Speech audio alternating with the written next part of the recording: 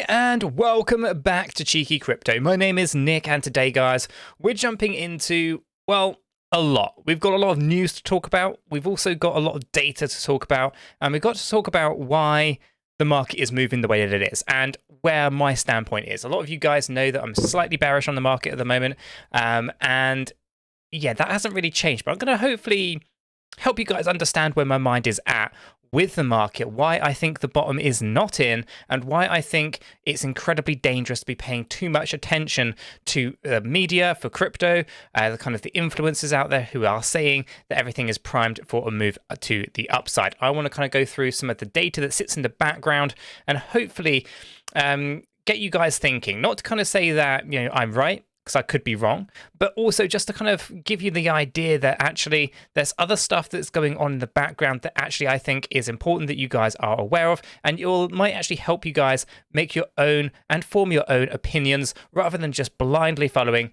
what some of the things are saying out there. So as I get into it, if you find it useful, informative, smash the like button. I appreciate that. If you're new to the channel, subscribe, tap the bell, and you'll stay up to date with everything that we do here. And if you haven't yet joined us in Discord, link in the description below. It's a fantastic place to be. It's our central hub of cheeky operations. Go ahead and check that out. Okay, let's start things off nice and easy by taking a look at why the market has moved the way it has today. Okay, so we're going to do is we're going to bring this up. This is the dollar index, the DXY. Now, essentially, when the DXY goes down, crypto assets will go up. Okay, so here what we have is basically over the last few hours, this is just the hourly chart, you can see some volatility. We've seen the DXY go down, which meant that the cryptocurrencies like Bitcoin, etc., go up. Okay, doesn't mean that there's an increase in demand. Okay, and so calling things a bull run without actually understanding the underlying assets that things are measured against is a little bit foolish, in my opinion, right? So a bull run is driven, or is the technical terminology of it, is when the demand outpaces the supply. But actually, that's not what's going on here. All that's going on here is the DXY has dropped down in value. And because we're pegging the Bitcoin against a dollar, right? So we say it's $69,000 high or whatever. We reference it as a dollar value. But if the dollar goes down, the Bitcoin value has to go up to keep its intrinsic underlying value there. Okay, so it's not that Bitcoin is worth a specific number of dollars. It is that Bitcoin has an intrinsic value that we're trying to measure it against the dollar. So as the dollar fluctuates, the price of Bitcoin will fluctuate. So when the dollar index goes down the way that it has done, Bitcoin's price goes up quite nicely. Okay, but it doesn't mean that there's an increase on the demand side of things. And I'm going to go through what I think that looks like. Okay, so knowing these things is quite important, I think, to kind of get our heads around where things currently sit. Knowing that the DXY has been going down, and I estimate that the DXY is going to be pushing up on a macro level to some pretty decent high numbers, that cryptocurrency is going to go down. Okay, this is not to say that there's an influx of selling activity yet, but the dollar is going to go up and Bitcoin will go down, crypto assets will go down as a result. We aren't talking about buyers and sellers at this point, but they will also compound the issue. So let's go ahead and talk about some of the I guess the news articles that are out there. They are basically trying to show you a narrative. Okay, so let's start with the Daily Hodl, not picking on anyone specifically. There's a few here to take a look at. Daily Hodl, basically primed for explosive rallies. Rollout support under DeFi radar, that's okay. 244% erupts in boost in price because, you know, they're looking for reasons. You've got will explode. Bitcoin will explode over 4,600%. Okay, you've got all of these really bullish things that are going on. They're kind of giving you this kind of narrative that things are in a bull run with, looking really good. And here, crypto newsflash, also very similarly, they're targeting very specific narrative. That is that we're in a bull run and we're talking about price exploding, and they're looking for reasons to kind of create these titles. For example, VeChain partners with Amazon. It sounds absolutely amazing, and it is great news. It's all about their cloud services and things like that. But it's not going to drive the price of VeChain to 50 cents. And I think it's important that we understand, you know, a little bit more deeply than what these headlines are telling us. Like, for example, this altcoin erupts 244%, or sixth best crypto pre-sales to get involved in? And will Shiba Inu reach $1? And will ADA reach $1? And so forth, right? Litecoin rallied 200% as indicators flashed that a market bottom is in. That you have all these really bullish titles, and it doesn't really stack up with the underlying data.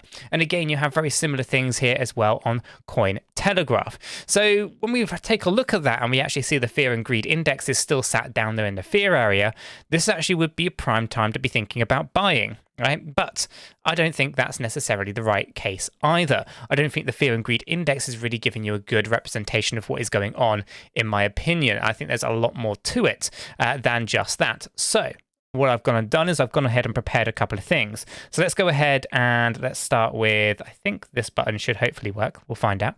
Let's do that. Yes, perfect. Okay.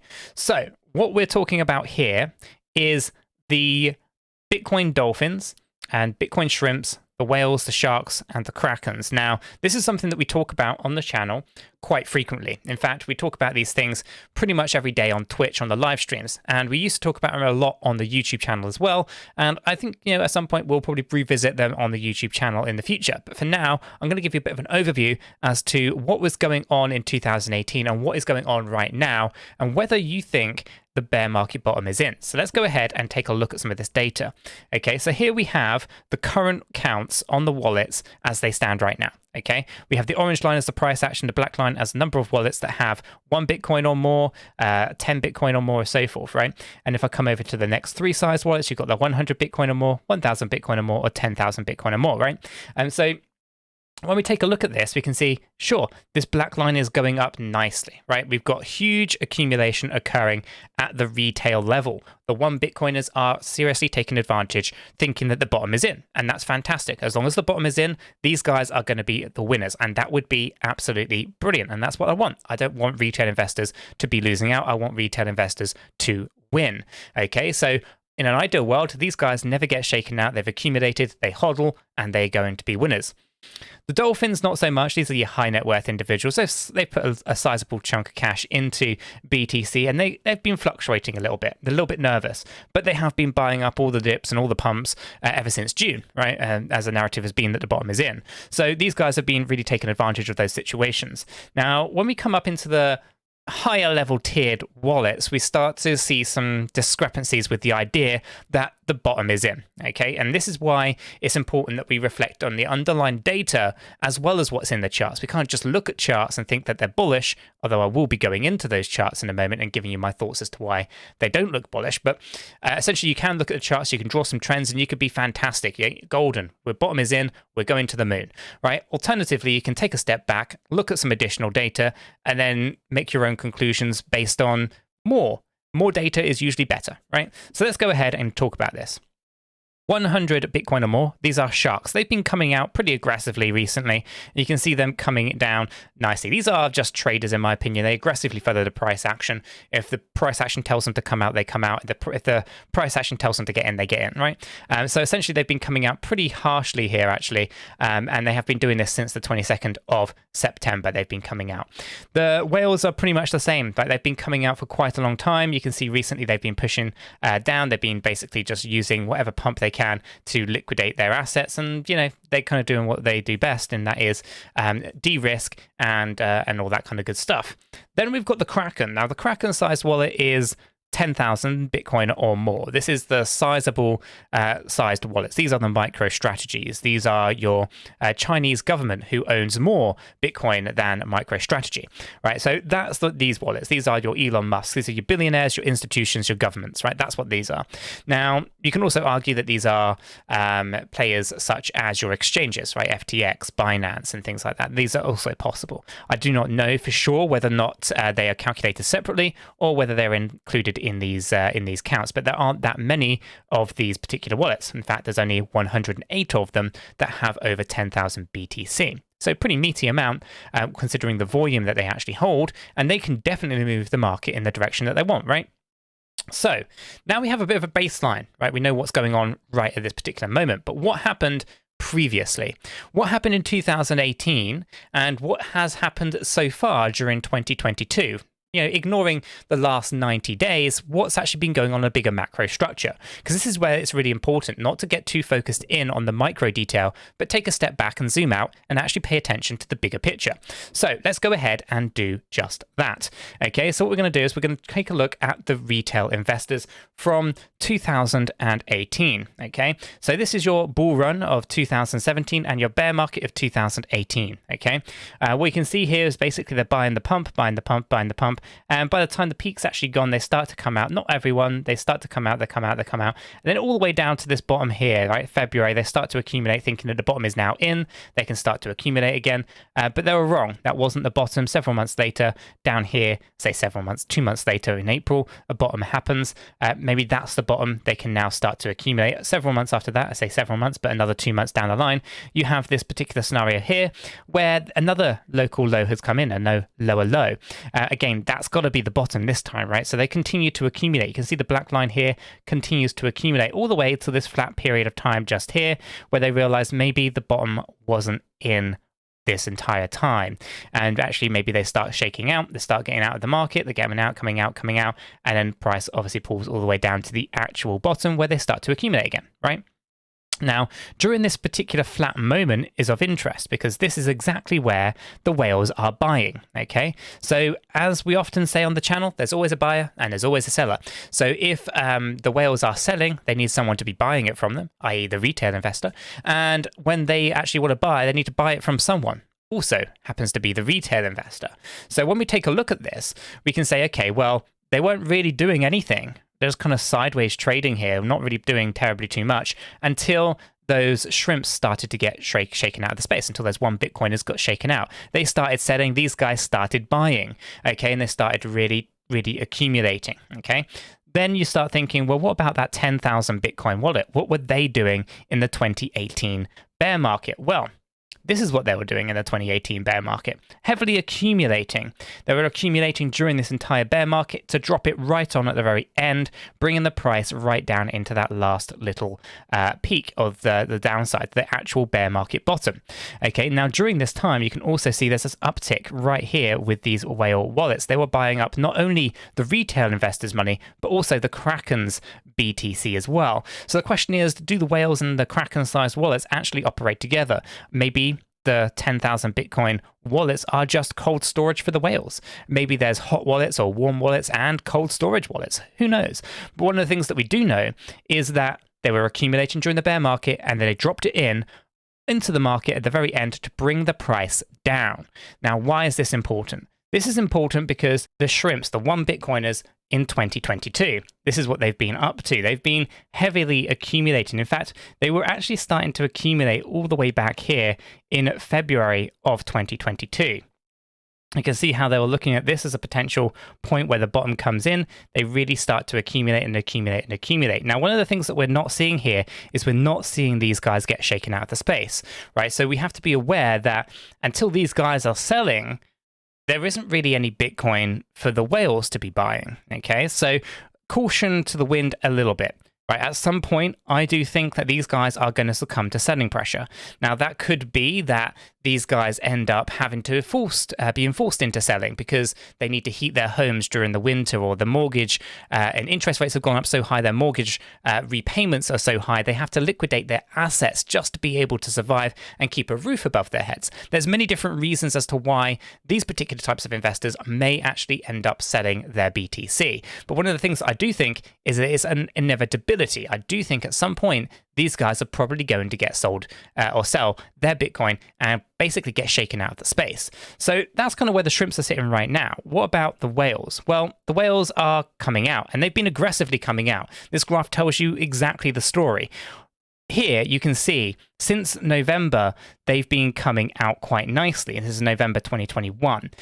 In February time, end of February, they actually spiked up quite nicely during the lows. I think it was about 32,000 USDT Bitcoin, pushed it up to about $48,000 Bitcoin, and then bam, they come right out. Okay, so essentially these guys have not been backing BTC in any meaningful way. Okay, unlike the retail investor, right? The retail investor has been heavily accumulating, but whose Bitcoin have they been buying? Well, they've been buying the whales Bitcoin this entire time. So we have to reflect on, who do we think is correct? Do we believe that the whales are making catastrophic mistakes? Do we think that they are basically setting the bottom and they have no idea what they're doing anymore? And maybe the retail investors and your favorite retail influencers on various different social media platforms are right. That's for you to decide. I think I know where I'm siding, though, and I'm siding with the fact that these are billionaires and multimillionaires that generally dictate the direction of the moves of the market. And I don't think they are making a catastrophic mistake. So let's get back into this. So we know that the shrimps, the retail money, is coming in, buying up the Bitcoin. We know that they're buying the whales Bitcoin. What about the Kraken? Well, the Kraken are doing exactly what they did in 2018. They're accumulating during this bear market, but they haven't dumped it yet. Okay. Now, in 2018, these particular wallets rose up to 126 before they dumped it on the market. 126 wallets with over 10,000 Bitcoin in them, and then bam, it all got dumped on the market. So the question becomes, are they going for a similar number? Are we going to see 120? Are we going to see 130? Maybe 150 of these wallets? We don't know. I don't think there's really a rhythm and rhyme to that. But I'm pretty certain that these guys are looking to drag the market down, whether they are working with the Bitcoin whales or whether they are completely independent and they're just looking to, liquidate as many people as possible. I don't know the answers to those things. But what I do know is if history repeats itself, then we are going to be looking for this particular move to the downside in the 10,000 Bitcoin or more wallets. Okay, so as we stand right now, they continue to accumulate. The whales continue to sell, the Bitcoin shrimps continue to buy, okay? Whereas what we are waiting for is we're waiting for the shrimps to sell their Bitcoin to the whales, and then once that starts, the Krakens will dump it on the market, okay? So there's a lot of things to think about there. There's a lot of things that we should be concerned with.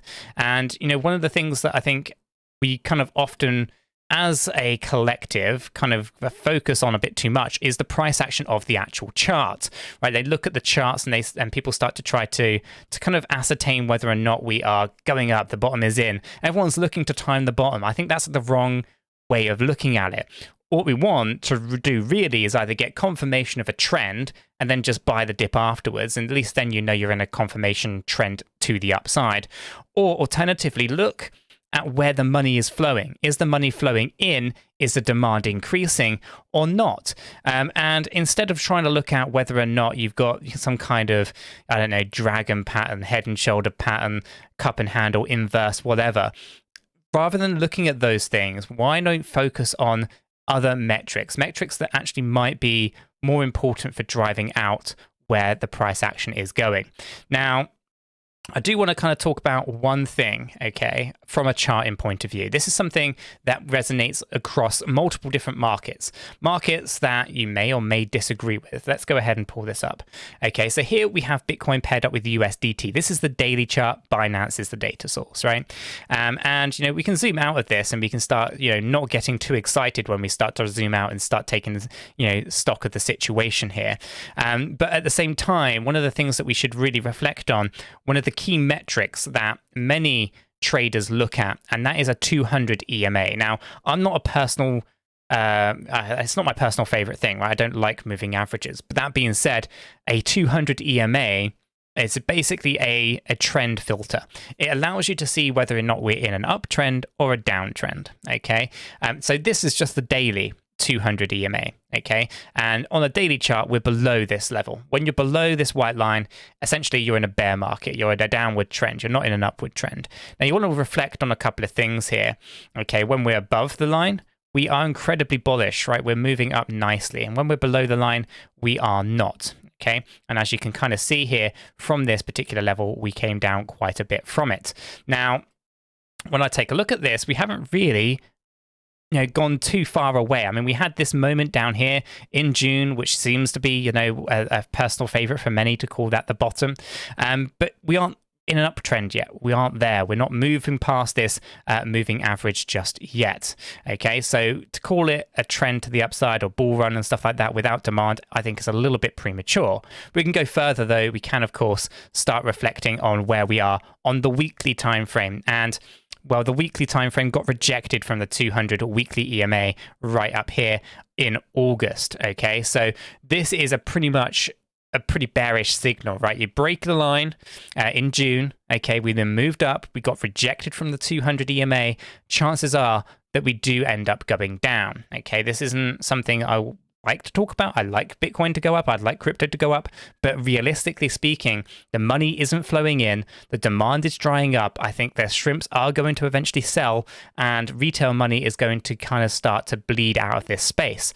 Now, on the stochastic RSI side of things, it also doesn't look great. We can see that we are up in the overbought area on our weekly time frame. Last time we were this high was up here when we were at $48,000.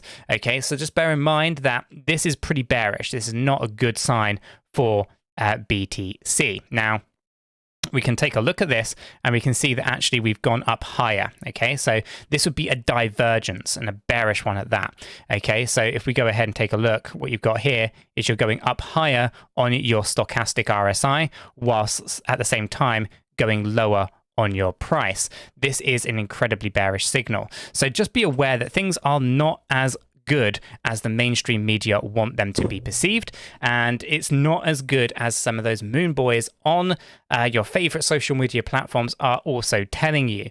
There is a serious concern here that Bitcoin and other cryptocurrency assets are indeed going down lower into new lower lows. It's an unpopular opinion, at least from the perception of people keep coming to me saying that I am wrong.